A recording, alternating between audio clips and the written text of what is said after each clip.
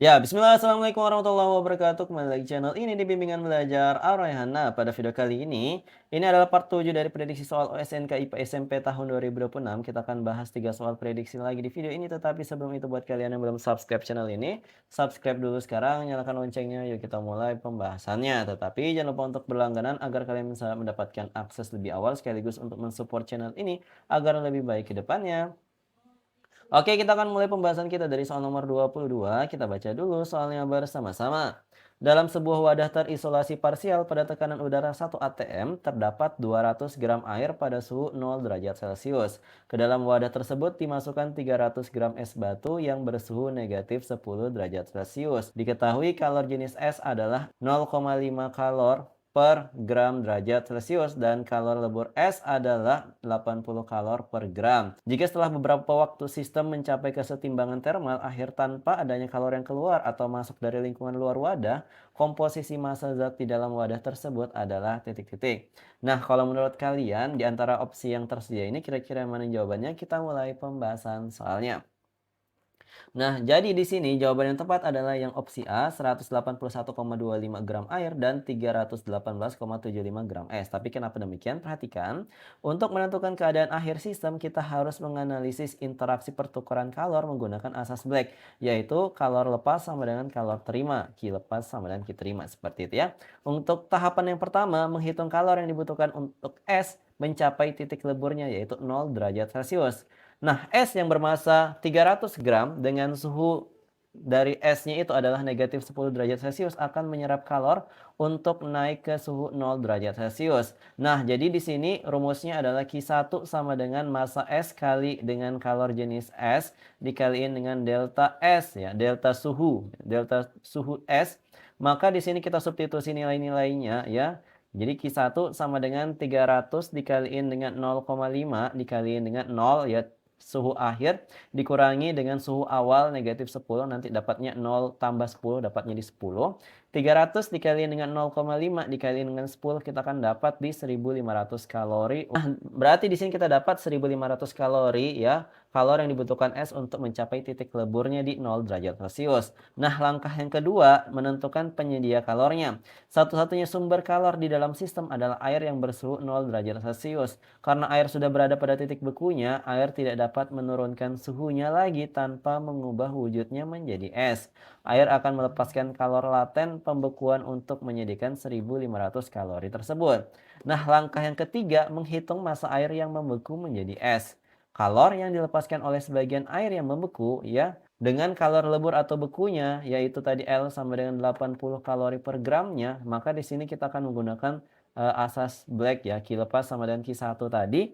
Maka di sini massa air membeku dikalikan dengan L sama dengan 1500. Ketika L-nya kita substitusi dengan 80, maka untuk mendapatkan massa air membeku kita bisa peroleh dari 1500 dibagi dengan 80. Jadi pindah ruas menjadi pembagi. Nah, tahapan yang keempat selanjutnya adalah menghitung komposisi akhir zat.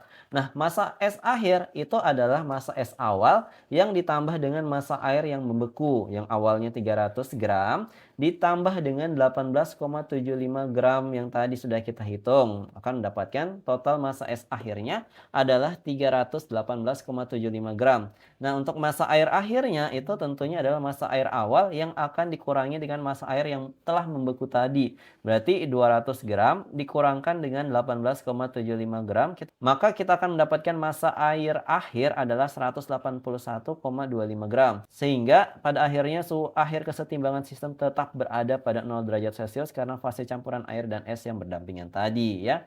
Sehingga kita pilihlah jawaban yang A sesuai dengan perhitungan tersebut. Semoga kalian paham ya. Sebagai informasi tambahan, perhatikan titik triple dan titik lebur air sangat dipengaruhi oleh tekanan lingkungan. Pada tekanan konstan 1 atm, transisi fase padat cair air tetap terjadi pada 0 derajat Celcius ya. Ketika dua fase ini berada bersamaan dalam kesetimbangan termal tanpa pengaruh lingkungan luar, suhu sistem akan terkunci di 0 derajat Celcius sampai salah satu fase habis sepenuhnya melalui proses penyerapan atau pelepasan kalor latennya. Seperti itu ya untuk informasi tambahan. Semoga bermanfaat. Kita lanjut lagi ke soal berikutnya. Nah, di soal nomor 23 kita baca dulu soalnya bersama-sama. Sebuah komponen mesin berbahan baja mengalami kenaikan suhu sebesar delta T-nya adalah 45 derajat Fahrenheit akibat gaya gesek kinetik yang bekerja secara terus-menerus. Jika suhu awal komponen tersebut sebelum mesin dinyalakan terukur sebesar T, 0-nya adalah 20 derajat reaumur, maka suhu akhir dari komponen mesin tersebut apabila dinyatakan dalam satuan SI atau satuan internasional dalam bentuk Kelvin adalah titik-titik. Opsi A 298 Kelvin, B 318 Kelvin, C 323 Kelvin, atau yang D 338 Kelvin. Nah, kalau menurut kalian jawaban yang tepat itu yang mana? Yuk kita mulai pembahasan soalnya. Nah, ternyata jawaban yang benar adalah yang opsi C 323 Kelvin. Tapi kenapa demikian? Yuk kita lihat perhitungannya. Jadi soal ini memerlukan pemisahan konsep antara konversi titik suhu mutlak ya atau suhu awalnya dan konversi selisih ataupun perubahan suhu delta T-nya. Nah, langkah pertama yang harus kita lakukan adalah mengkonversi suhu awal dari reaumur ke Celcius. Nah, tadi sudah disebutkan di awal ya, T0-nya dalam reaumur adalah 20 derajat reaumur. Nah, untuk mengubahnya ke dalam derajat Celcius kan kita tahu perbandingan dari yang reaumur banding Celcius banding Fahrenheit ya, itu adalah 4:5:9 dengan catatan Fahrenheit nanti itu harus ditambah 32 apabila dia dikonversi ke Fahrenheit, tapi kalau dia dari Fahrenheit ke yang lain dia menjadi pengurang 32. Tapi ini untuk perbandingan awalnya seperti ini. Nah, kalau kita hitung ya, kalau kita mau ubah dari reaumur ke dalam Fahrenheit maka yang awalnya tadi 20 kita kaliin dengan yang Celcius di atas dan yang reaumur yang awalnya itu di bagian bawah. Jadi perbandingan yang Celcius di atas, reaumur di bawah.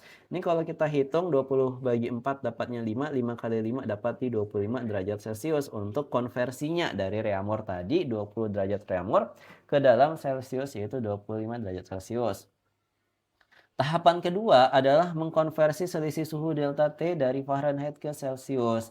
Nah, di sini ya caranya sama aja kayak tadi, tapi karena awalnya dia dari Fahrenheit ya, maka kita coba hitung dulu konversinya adik-adik ya. Berarti di sini ya awalnya kan Fahrenheit, berarti Fahrenheit perbandingannya di bawah, kita kaliin dengan yang tadi 45-nya. Nah, di sini ya kalau kita hitung ini pengurangan dan penjumlahannya nggak berlaku di sini karena ini hanya delta T-nya, besar penaikannya, bukan mengkonversi suhu awal Fahrenheit ke dalam Celcius. Itu bedanya ya, kalau dia cuma delta T-nya berarti nggak perlu ditambah ataupun dikurang dengan 32 tadi. Nah, ini kalau kita operasiin 45 bagi 9 itu 5, 5 kali 5 dapat di 25 derajat Celcius untuk delta T-nya ya. Nah, berarti kenaikannya cuma 25 derajat Celcius. Nah, berarti kalau kita hitung-hitung lagi ya, untuk mendapatkan suhu akhir dalam Celcius kemudian ke Kelvin ya, kita tinggal jumlahin aja suhu awalnya tadi 25 derajat Celcius ditambah dengan delta T-nya yaitu 25 derajat Celcius juga akan mendapatkan suhu akhirnya ya, itu dalam derajatnya Celcius adalah di 50 derajat Celcius. Nah, kalau kita mau konversi dari Celcius ke Kelvin satuan internasional itu nggak ada perbandingannya, sama aja. Tapi dengan catatan yang Celcius tadi harus ditambahkan dengan 273. Nah, berarti yang awalnya 50 tadi kita tambahkan dengan 273 dapat deh di 323 Kelvin untuk suhu akhirnya. Nah, berarti kita pilih benar ya yang jawaban yang C sebagai solusinya ya. Seperti itu, semoga kalian paham untuk pembahasan soal ini. Nah, sebagai informasi tambahan dalam fisika termal, kegagalan paling umum dalam pengerjaan soal sejenis adalah mencampur adukan interval suhu delta T dengan titik suhu tetap T-nya. Interval suhu murni bersandar pada perbandingan jumlah ketukan skala antara titik beku dan titik didih air ya. Kalau dia Celcius titik didihnya di 100, reaumur 80, Fahrenheit di 180 dan Kelvin sama kayak Celcius di 100. Sehingga faktor konversi delta T dari Fahrenheit ke Celcius murni bernilai 5/9 tanpa melibatkan angka modifikasi 32.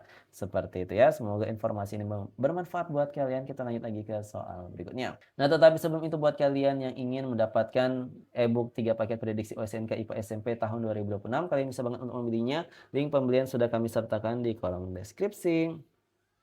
Kita lanjut lagi ke soal berikutnya. Oke, kita lanjut lagi ke soal nomor 24. Kita baca dulu soalnya bersama-sama. Sebuah balok ditarik oleh mobil derek ke atas sebuah bidang miring yang kasar dengan sudut kemiringan θ terhadap horizontal. Jika balok tersebut bergerak ke atas dengan percepatan konstan, pernyataan yang benar di bawah ini berkaitan dengan kondisi fisis balok tersebut adalah titik-titik. Opsi A, usaha total yang dilakukan oleh seluruh gaya yang bekerja pada balok sama dengan 0. B, usaha yang dilakukan oleh gaya normal bernilai negatif karena menahan berat balok. C, usaha yang dilakukan oleh gaya gesek kinetik sebanding dengan jarak perpindahan balok. Yang D, besar gaya tarik derek harus tepat sama dengan besar komponen gaya berat balok yang sejajar bidang miring. Nah, kalau menurut kalian jawaban yang tepat itu yang mana? Yuk kita mulai pembahasan soalnya. Nah, di sini adik-adik, jawaban yang tepat adalah yang opsi C, usaha yang dilakukan oleh gaya gesek genetik sebanding dengan jarak perpindahan balok. Nah, pada demikian perhatikan. Mari kita bedah kondisi fisis berdasarkan hukum-hukum mekanika Newton dan teorema usaha energi. Analisis untuk gaya gesek kinetik dan usahanya adalah sebagai berikut. Ya, perhatikan. Gaya gesek kinetik, ya Fk yang bekerja pada balok di bidang miring memiliki nilai konstan selama koefisien geseknya mu k dan gaya normalnya n bernilai konstan dengan persamaan sebagai berikut. Jadi Fk sama dengan mu k kaliin dengan n ya sama dengan mu k dikaliin dengan massa kali gravitasi kali cos theta. Usaha yang dilakukan oleh gaya gesek WFK didefinisikan sebagai perkalian dot product antara vektor gaya gesek dan vektor perpindahan. Karena arah gaya gesek selalu berlawanan arah dengan arah perpindahan, maka sudutnya akan membentuk 180 derajat. Yang artinya ketika kita substitusikan besar tetanya 180 derajat ke dalam rumus yang tadi, maka kita peroleh ya besar usahanya sama dengan FK dikaliin dengan S dikaliin dengan cos 180 derajat yang cos dari 180 derajat ini adalah nilainya negatif 1 ya. Maka kalau kita substitusiin, kita akan mendapat hasilnya adalah negatif FK dikaliin dengan S. Secara matematis, besarnya nilai usaha oleh gaya gesek kinetik linear dan sebanding dengan jarak perpindahan baloknya. Nah, sebagai informasi tambahan terkait tentang soal ini, pada sistem mekanika bidang miring, gaya normal tidak lagi bernilai sama dengan berat benda, melainkan tereduksi oleh fungsi trigonometri proyeksi tegak lurus bidangnya, yaitu M kali G kali cos theta. Teorema usaha energi merupakan jembatan integral yang hubungkan kinematika gerak dengan resultan dinamika gaya-gaya Newtonian yang bekerja pada partikel sepanjang lintasan tersebut ya.